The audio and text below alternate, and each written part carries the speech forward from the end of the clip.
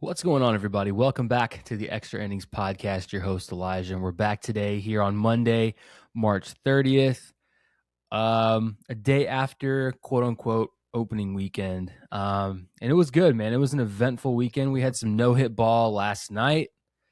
I don't remember. I think it was Hancock for Seattle went no-hit through 6. And I knew it was funny. Actually, I went to dinner with my parents, come home and just threw a game on, and I was like, oh, we got a no-hitter going here in Seattle. And the minute I saw, because I went in the 5th, I saw his ending to the 5th.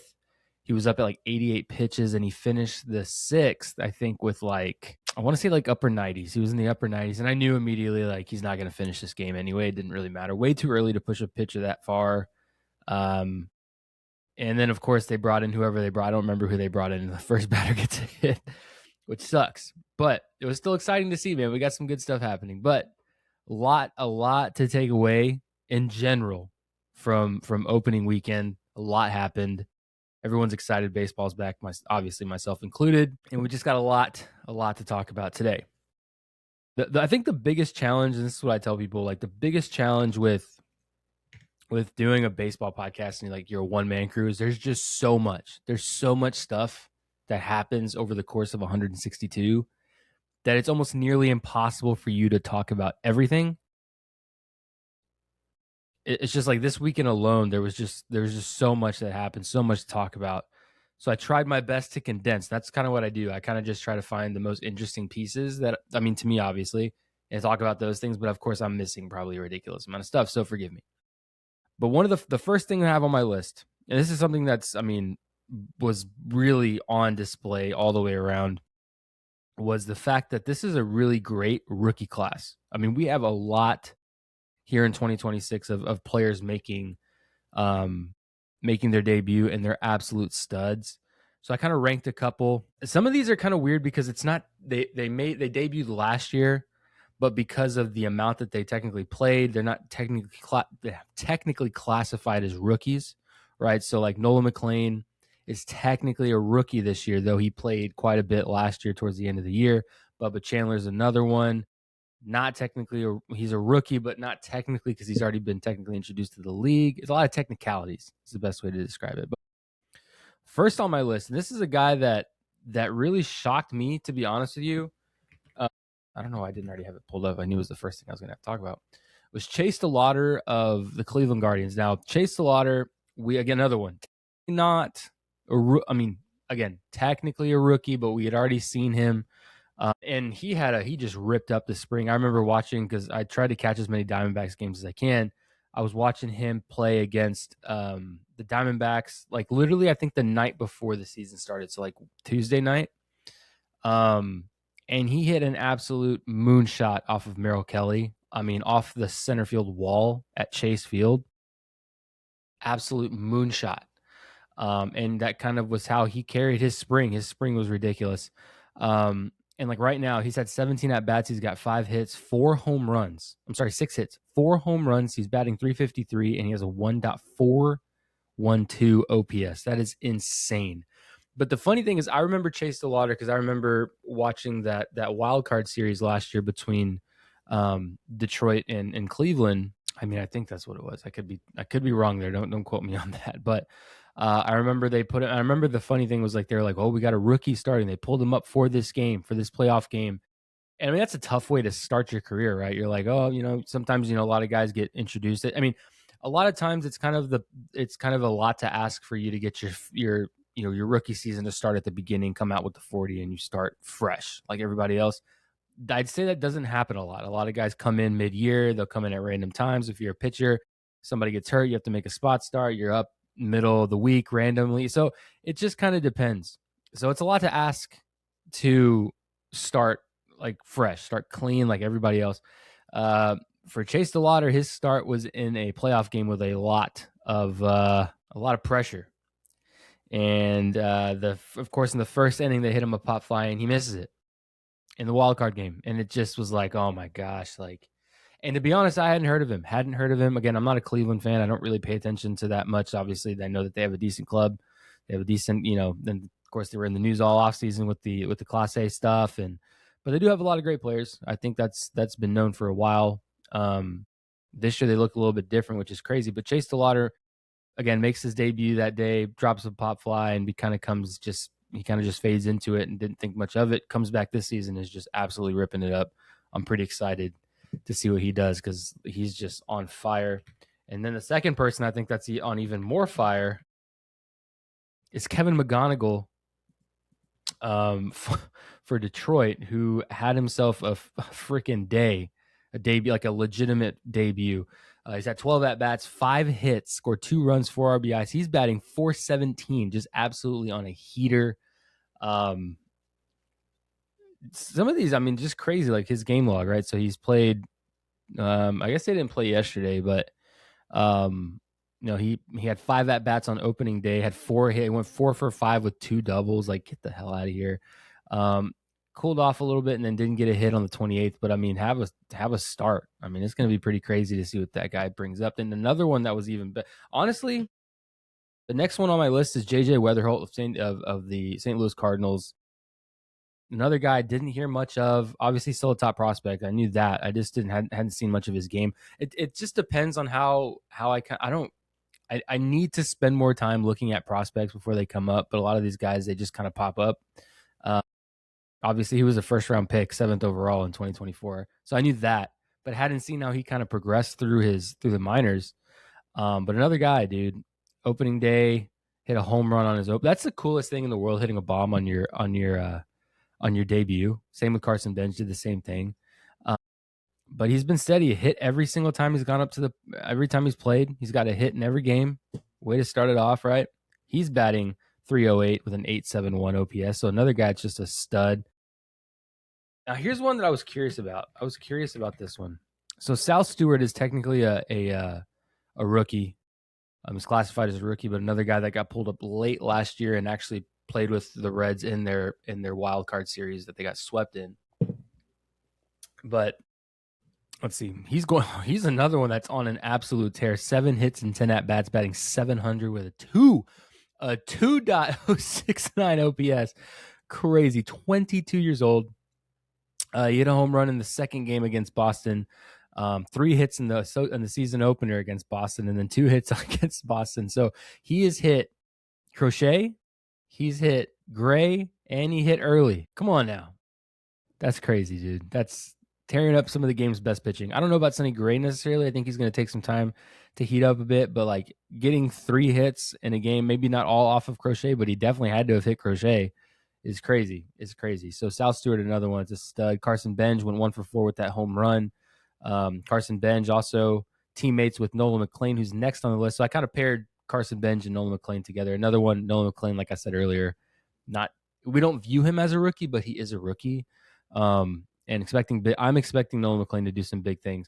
I was pretty pissed. So there's select, like I have my select few that I try to catch games if I'm a fan of the player. I like the Diamondbacks, so I watch quite a few of those games. I'm a Nolan McLean fan. I think he's awesome. I try to catch some Mets games here and there. Obviously, I try to watch as many Paul Skeens starts as I can. I try to catch every Yankee game. Obviously, that's a whole other thing. I'm trying to think. There's a few others. I watch Dodger baseball just because I inherently know all of them. So if there's a Dodger game on, I'll watch it because I love to watch Shohei pitch. So again, my point is I kind of spread out who I watch, and I watched a little bit of Nolan McLean start yesterday on Sunday, and I don't understand and of course it's New York, right? It's like Philadelphia. They're a hardcore fan base. They're passionate about their sports. I get it. But the dude gave up 2 runs and had 8 strikeouts in 6 innings. Like, what do you want? Like, it's the bum ass Pirates. I'm like, okay, the Pirates have made improvements. Not in center field with O'Neal Cruz, but they've made improvements nonetheless. They're not the same slouch team. There's a lot of people predicting them to at least make a playoff spot. So, like, that's something to be wary of. Like, they're not this big slouch team that we keep thinking that they are this year, at least. So 2 runs is well enough to be held and win a ball game. I don't know what we're wanting there. I do want to see Carson Benj's stats because aside from that debut, I haven't heard anything. Oh, Carson Beige. No, I I don't want Yarn. I want Carson Bench. Bench. Give me them stats. You know what's funny is that I think my computer heard me because I'm having no problem pulling up stats now. On my other episodes, it's a pain in the ass. So he had 2 hits against Pittsburgh the first night, hasn't gotten a hit in the last 2 games. We'll see how he does tonight. And then Bubba Chandler's the next one. Another guy who has a lot of hype behind him. Throws absolute gas. So I don't think he's made his first start yet. Maybe it's tonight. Is it tonight? Let's see probables. Side note because that was the last prospect I had, so I'm adding a side note mid-show. Who are the probables pitching today? I'm curious about that. Let's see. So actually right now I've got it's a commercial break. Twins and the Royals are playing on my screen right now. No, we got Ashcraft pitching today, and Chandler will throw tomorrow. So Chandler still hasn't made his start yet. We got some big dudes throwing today. We got Chase Burns making his season debut. I'm definitely going to watch that. Going against Ashcroft. We got Bassett going against Leiter for the Rangers Orioles. Right now we've got Bubic and Wallner. Oh no, Bubic, whatever how you pronounce his name, is pitching for Kansas City. Bubic and Wallner's at the plate. Oh, there we go. Cool. White Sox, we got Martin versus Paddock. Blue Jays, Rockies, we got Ponce, however you pronounce that, in Sugano. Then we got Lopez and Elder and the Athletics, Braves, Angels, Cubs. Don't know either of those guys. Giants, Padres, Walker Buehler. Oh, that's a crazy one. I might have to tune in for that. Dude, a 9:40 start. It's past my bedtime. That's the shitty thing about these East Coast games, man. I'm sorry, West Coast games. It passed my bedtime, dude. I can only watch like 3 innings and I'm falling asleep. So that's going to suck. We got Ranger Suarez making his Red Sox debut against McCullers. McCullers somehow magically still in the league after countless injuries. That's one guy I don't know how he's made it this far. He's always hurt. Clay Holmes making his debut today. Martinez, Harrison, don't know. That's in the Rays Brewers. Ryan Weathers is making his start. Another one I'm pretty pissed off about. Another 9:40 ET start time. Crazy. Verlander making his start tonight with Soroka on the mound for Arizona. Then Sasaki. God, there's so many great games happening tonight. Gosh, we got Sasaki pitching, which is one that a lot of people are going to be watching because he had an awful spring. Talked about it. Don't know how that's going to go. So that is the today's starts in a nutshell. And we went over rookies. Lots of good rookies. Sorry, I kind of quick pivoted there. I was just interested in that. All right. Next on the list, we've got, sorry, I was trying to pull up my tabs. We've got ABS. So we got to talk about ABS. Obviously, I talked about it in the last podcast about the whole Netflix debacle where they actually missed it because they were too busy interviewing Tony Vitello and they weren't even asking an interesting question. To be honest, I've seen quite a few. I figured we'd see more, and we haven't seen that many. And a lot of times you're not going to see challenges in the first 4 innings. Obviously, that's not where you're going to see most of them. A lot of times they're going to be in late innings when those pitches mean more. Again, this is I was talking to a friend of mine on Friday night about the impact because they're like, I don't know, the it's not that big a deal. Like, number one, it doesn't slow the game down. A lot of people are like, oh, it's going to take forever to sit there and wait for the score. It doesn't take that long. It takes maybe 10 seconds for them to pull up the graphic and analyze the pitch, and then they're right back to playing within 5 seconds. Like, everyone's back. So that doesn't make sense. The other thing that you have to know, and this is what a lot of people like that don't necessarily know baseball like really in depth, don't quite understand the significance of what some of these pitches mean. Now, granted, if you're going to challenge a pitch in the first 4 innings of a game, unless it's a tie ball game and you're in a really tough count situation-wise, bases loaded, you need a pitch back or whatever, then it makes sense because obviously in those situations, 2 runs can change the course of a game, or even put a game out of reach. But you got to be sure. I mean, the first couple innings, you're going to see a lot more of these challenges probably in the middle late innings. But like right here, I just see this right here. So the overturn rate, it's almost been 50-50. So that's kind of good, right? Half go to the umpires, half to the players. It's 53.8% overturn rate in the minor, and which the 20. I forgot.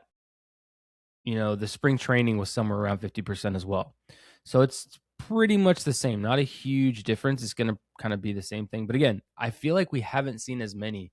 And again, It's going to be one of those things where I think teams have, obviously there's going to be guys who have the green light and are able to do that, and you're going to see a lot of the star players. They're more the leadoff guy, 2, 3, 4 hitters are probably going to have the green light to challenge. It's going to be on track record as well. I'm pretty sure that they've,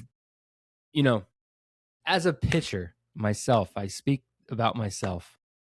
If I had the opportunity to challenge a pitch with how pitchers are and how emotional they can be, I feel like a lot of teams are like, don't challenge. And if you do, you better be damn sure, because if you don't, you're in trouble. Because you see a lot more catchers and hitters doing it. I think I've seen maybe 1 or 2 or 3, pitchers actually challenging calls. It's not often, but just not a whole lot, right? I know we saw the whole CB Buckner get he was wrong in one at bat with Eugenio Suarez, which is embarrassing, but I just think it's going to be interesting to see how this plays out. It hasn't been as crazy as people has thought it's been. How people thought it was going to go. But kind of going back to my original point, right? People are kind of not understanding the significance. Well, let's break it down. Let's say you're down 1-0 in a ball game. You get a leadoff walk. You string together a hit, and you got runners on first and second. You have a chance to either score a run from, you got runners in scoring position, and you can put yourself in position with a hit or load the bases for the next guy up, right? And that puts you in an even better situation. So you think of it like this. Let's say you take a pitch. Take a ball.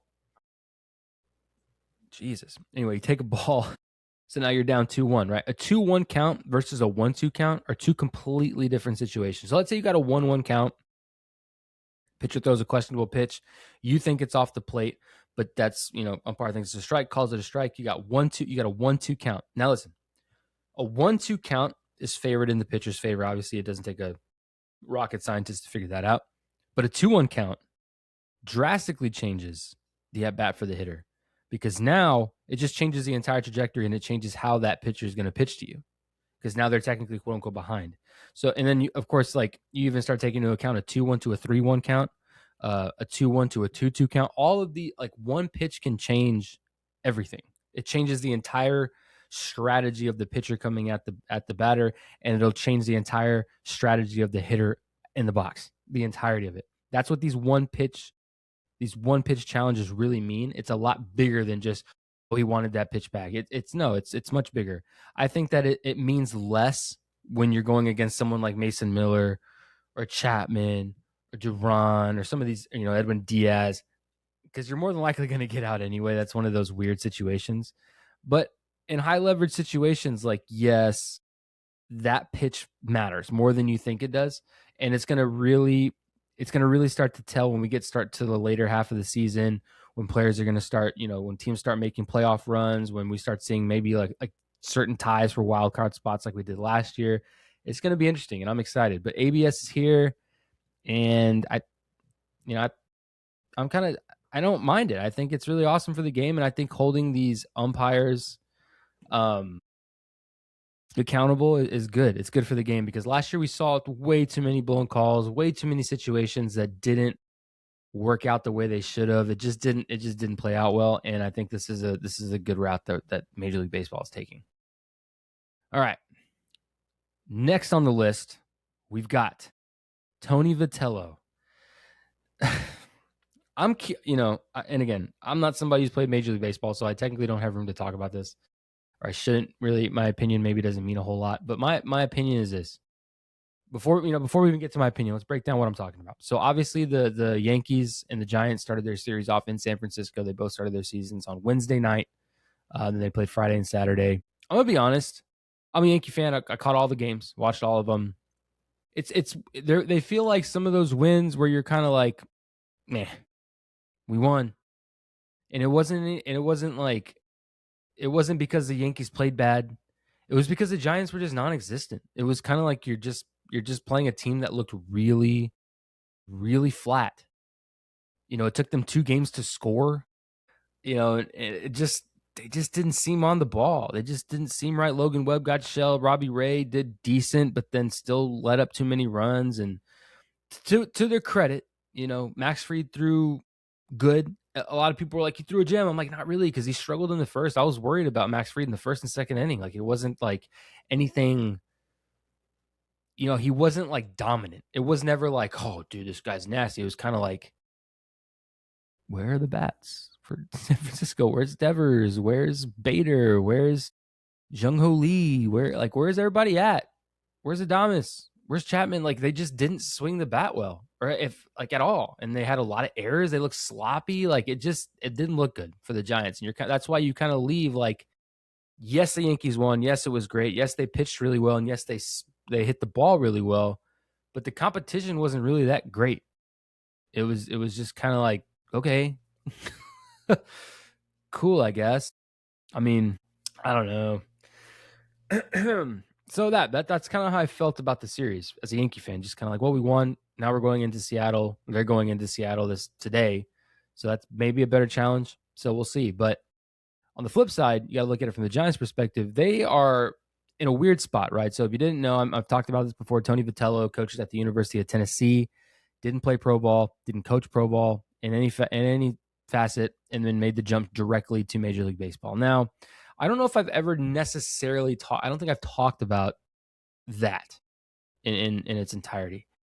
I'm sitting there and I'm watching, and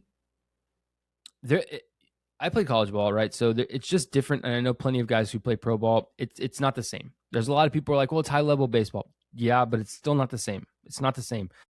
What you experience in pro ball and the way you manage pro ball and the way that you play is night and day different than how you performed at Vanderbilt. Even at the biggest LSU, Vanderbilt, Tennessee, any of these big baseball skills, it's still not the same. It's not the same. It's just not. And you can't tell me that it is. It's just not.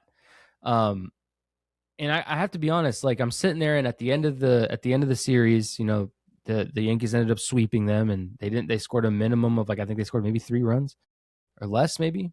And I'm sitting there and I'm like, man, I'd be a little bit overwhelmed.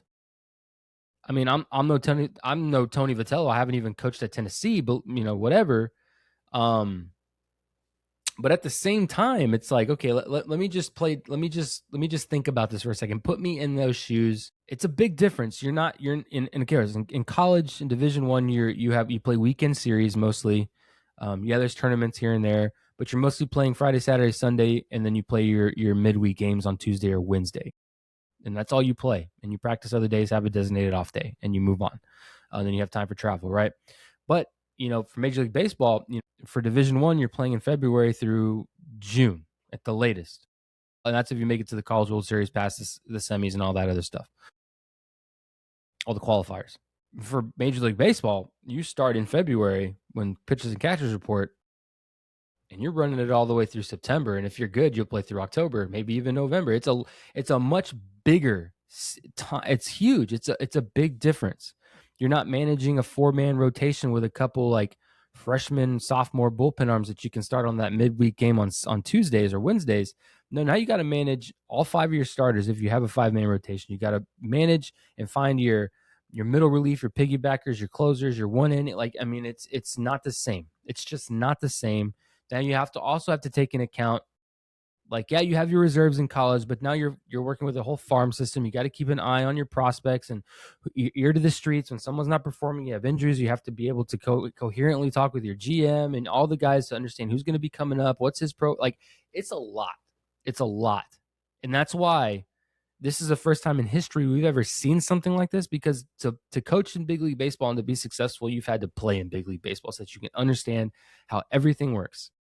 That's just how it goes. And it's just something that I'm just like, and I'm not wishing the man any ill will. Believe me. If this goes right, this opens the door for a lot more people than we really think. Because if this goes right, if this goes legit, and he does well, it's going to open the door, and a lot of other clubs are going to be like, well, it worked. We find another head coach at Texas or LSU or wherever. Hey, you never know, right? But at the same time, a lot of those big time D1 college coaches, most of them played pro ball as well. So it's hit or miss. But again, they didn't have a good look out there. And I'm seeing here they batted a $143 against New York. They went 13 for 91. I think there were for whatever with runners in scoring position. It didn't look good. Apparently he gave a rah-rah speech earlier in the week. These are grown men. It's just different. He's gonna have to adjust. It's gonna be a big adjustment period. Spring training was kind of one of those things where it was kind of a sneak preview almost, and kind of like gearing you up. But there's gonna be an adjustment period, and we're gonna see how it goes. I'm gonna keep my eyes on the Giants just because of that alone. So we'll see. But not a good start for the Giants. I'm gonna be honest. Not a good start. Now we're gonna talk about the Yankees a bit. Now that we've kind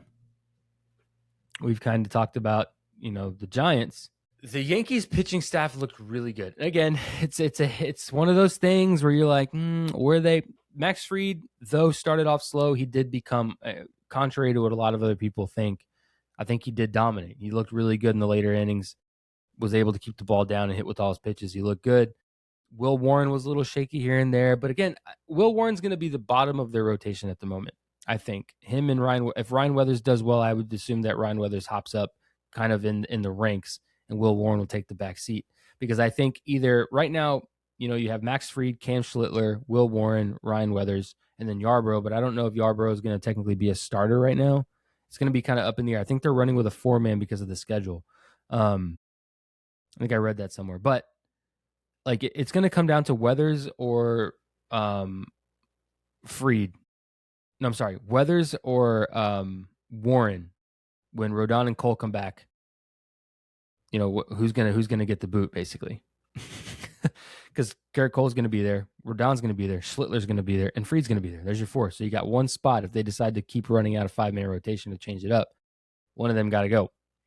Or maybe even both of them go and they keep the 4. But I don't know. I just was the one that really just felt weird was Will Warren, even though he had a really great spring. I think he had like a 1.4 ERA through the spring, which he looked really good. But he still had that trouble putting guys away, which is what we saw last year. When he has trouble putting guys away, he gets in trouble. That's the problem.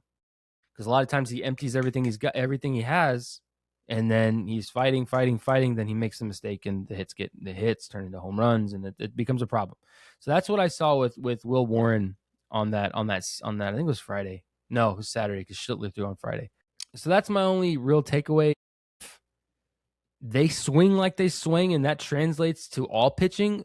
People got to watch out because they were just mashing. They were aggressive. They weren't taking any pitches down the plate. Judge is the only one that had a really off first day with the golden sombrero, but then came back and he hit a home run. He's been hitting the ball. Everybody knew Aaron Judge was going to be fine. Cal Raleig's the one that's really struggling. Let me see what Cal Raleig's done, because I was talking about that the other day with a buddy of mine.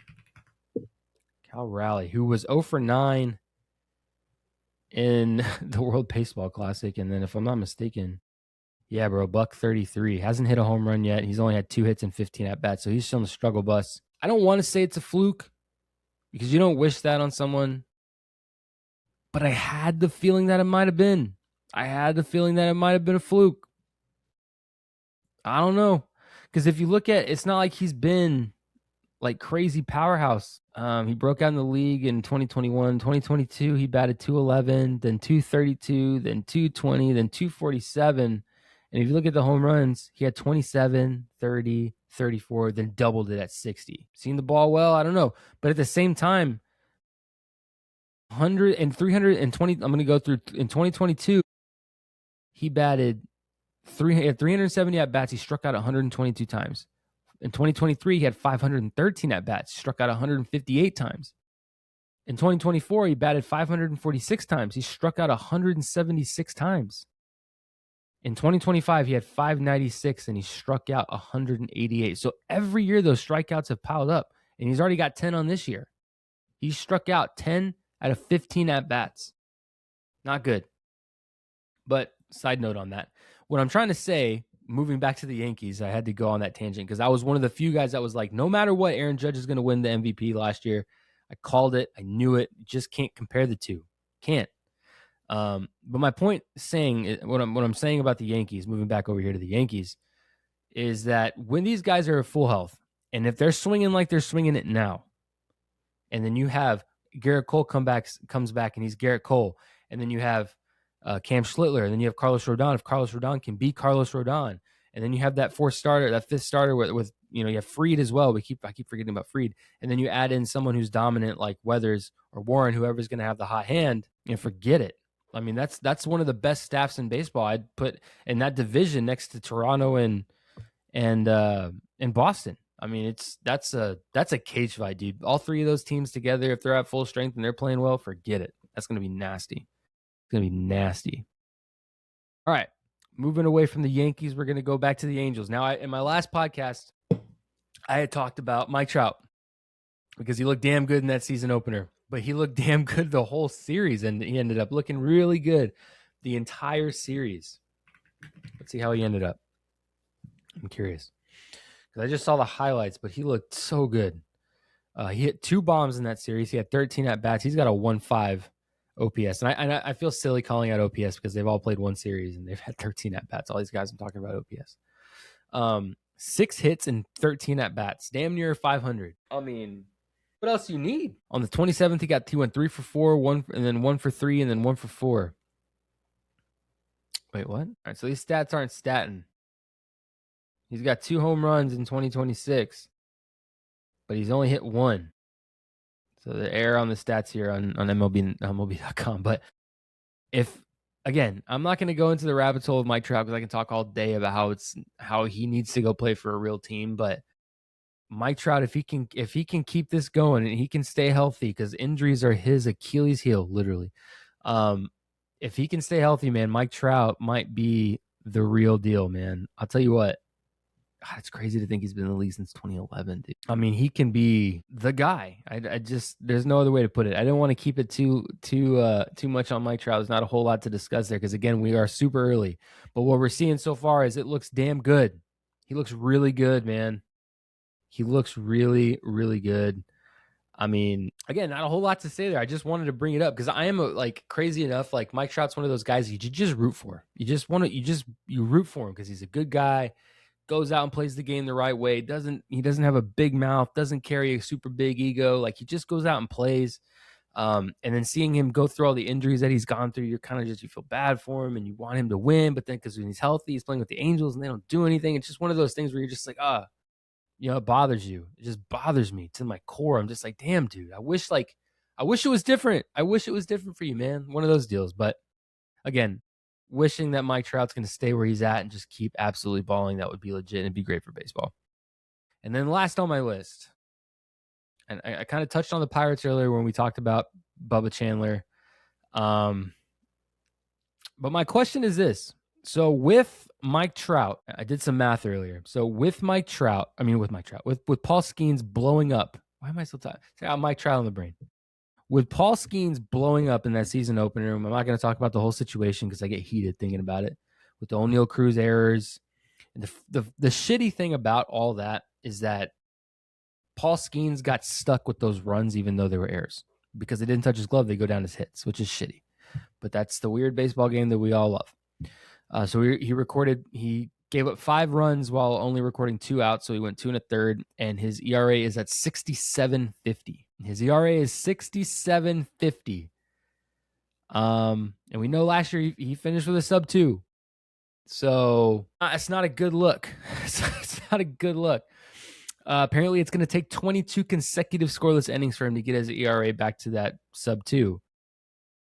In the article I was reading earlier, it says that's not really far-fetched, and it's really not because he could definitely do it. He's Paul Skeens. People are a little worried, like, oh my God, is this a problem? No, I think Paul Skeens is going to be fine. But the bigger question is if he's not able to get it back down. And again, we're still super early. We're real early, guys. 1 start in. So there's still plenty of time for things to even out, and they will. No one's going to sit up there unless he goes out there and does that every single start, which is Paul Skeens. You're not going to see that. It begs the question, like, will he win? Can he do back-to-back Cy Youngs with what has happened this year? I'm split. I don't really know. Because at the same time, there was a lot. But if you take away Paul Skeens from the equation, there's Yoshinobu Yamamoto, there's Christopher Sanchez. I mean, there's a lot of great pitching in that division that warrants that, right? So you're sitting here and you're like, okay, well, if he can't or if for some reason that one start ends up biting him in the ass, who will win? I think Christopher Sanchez might do it. He is nasty. I don't care what anyone says. There's a lot of people kind of skeptical about his extension. I think he is really good. I like watching Christopher Sanchez pitch. He's damn good. And Yoshinobu Yamamoto obviously is ridiculous. Obviously won the World Series MVP. And would be a definite, up there for sure. And if he can continue to have the success that he's been having, I don't know. It's a big question if Paul Skeens can actually still win the Cy Young. I wouldn't put it past him because, again, he's Paul Skeens and he's a freak, but it's going to be interesting. It's going to be interesting because there is a lot of great pitching in the National League. So we're going to see. But anyway, guys, just a short episode. Again, we're going to try to get 2 of these out a week. There's just so much happening. But there's only so much you can really talk about stat-wise. Because it's such a small sample size that you don't want to take too eager of a jump into people's stuff, because it's like we're one series in. It's like the Mets. We could talk about the Mets, Bo Bichette getting booed and him having an 0 for 5 day the other day and all that. But it's so early. It's so early that I'm just like, I'm not jumping to the conclusions. I'm not going to do that. We'll know more. I'd say in about 2 weeks we can start to make some more definitive calls on where guys are at, or if they're really in slumps or not. We're going to find out. Because again, the Cal Raleigh thing, I know I said it may have been a fluke, but we're 15 at bats into the season, man. Come on. And he was obviously slumping before that, so he just needs to get out of it. So again, still super early, still a lot happening. So we're going to see. But once again, guys, thank you so much for listening. Thank you so much for watching. I appreciate it if you're still here. Be sure to rate the podcast if you're listening on Apple or Spotify. If you're on socials, like, comment, all that stuff. Give me a follow. I'm always talking ball. If you're on YouTube, like, subscribe, comment, and all that stuff. Let me know I'm an idiot. We'll talk ball. But yeah, guys, thank you so much for listening, and we will catch you guys in the next episode.